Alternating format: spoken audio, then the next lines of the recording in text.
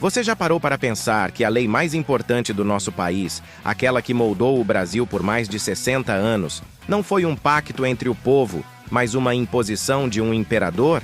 Imagine a cena. É o início dos anos 1820.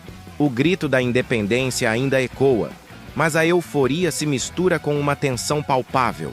O Brasil, agora uma nação, está à beira de um precipício. De um lado, a ameaça de se esfacelar em pequenas repúblicas, como acontecia com as colônias espanholas. Do outro, a necessidade urgente de uma estrutura política que garantisse a unidade territorial. E no centro desse turbilhão, o jovem imperador Dom Pedro I. A promessa de uma Constituição era o farol nessa tempestade. A Assembleia Nacional Constituinte, reunida no Rio de Janeiro, era a esperança de um futuro mais democrático. Lá, as três grandes facções políticas da época, os conservadores do Partido Português, os liberais do Partido Brasileiro e os radicais que flertavam com a República, debatiam o futuro do país. Era um caldeirão de ideias e conflitos. De um lado, o desejo por mais autonomia provincial e menos centralização de poder. Do outro, a busca por uma monarquia forte. Mas havia um ponto de atrito intransponível: o papel do imperador. Os deputados queriam limitar o poder de Dom Pedro I e ele, com sua personalidade forte e centralizadora, não estava disposto a abrir mão de sua autoridade. A tensão escalou até que a noite de 12 de novembro de 1823 se tornasse conhecida como a Noite da Agonia, que parecia ser a solução para a crise, se transformou em um ato de força. Dom Pedro I, cansado dos embates, enviou o exército para fechar a Assembleia, prender os deputados e silenciar a oposição. O sonho de uma Carta Magna elaborada pelo povo foi esmagado.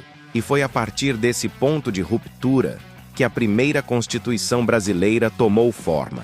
Não de um processo democrático, mas da caneta de um conselho de 10 pessoas, escolhido a dedo pelo próprio imperador. Esse ato de imposição selou o destino do documento, tornando-o uma Constituição outorgada. Mas afinal, o que estava escrito nesse documento que virou a regra do jogo por tanto tempo? Que tipo de Brasil essa Constituição de 1824 forjou? Imagine que ela criou um sistema de poder que era como um jogo de xadrez, onde o imperador não apenas jogava com as peças, mas também era o juiz e o dono do tabuleiro. Ela estabeleceu a monarquia constitucional hereditária e dividiu o governo em 3 poderes: o legislativo, o executivo e o judiciário. Algo que hoje nos parece familiar. Acontece que a história não parou por aí. Além desses 3, ela criou um 4º poder, o poder moderador, uma carta na manga exclusiva de Dom Pedro I. Esse superpoder lhe dava o direito de intervir em todos os outros, nomear senadores, dissolver a Câmara e, na prática, ter a palavra final sobre tudo. Era o poder absoluto disfarçado de constitucionalismo. Essa nova ordem, com seu sistema de voto censitário que excluía a maioria da população e o catolicismo como religião oficial, logo gerou uma nova onda de insatisfação. A prova disso? A revolta que explodiu em Pernambuco no mesmo ano da sua promulgação. A Confederação do Equador, um movimento que se opunha à centralização do poder e à mão pesada do imperador. Mas mesmo com toda a repressão e os conflitos, a Constituição de 1824 se manteve. Ela é um testemunho da complexidade de nosso passado e uma peça-chave para entender as fundações do nosso Estado moderno. E, claro, é um tema que cai com frequência no Enem.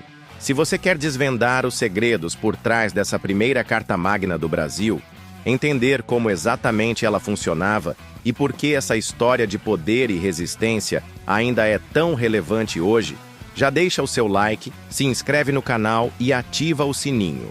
Na próxima parte, vamos mergulhar fundo em cada um desses 4 poderes e desvendar o verdadeiro significado do poder moderador na prática.